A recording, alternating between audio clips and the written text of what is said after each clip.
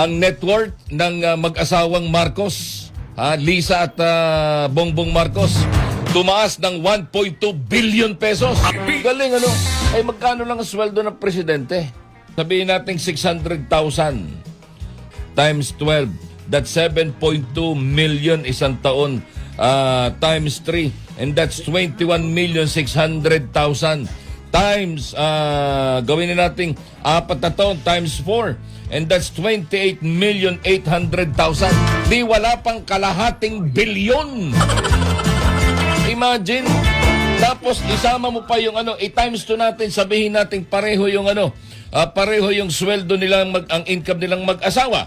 O times 2, oy 57,600,000 lamang sa loob ng 4 na taon dapat yan. Imagine, umakyat ng 1.2 billion. Wow.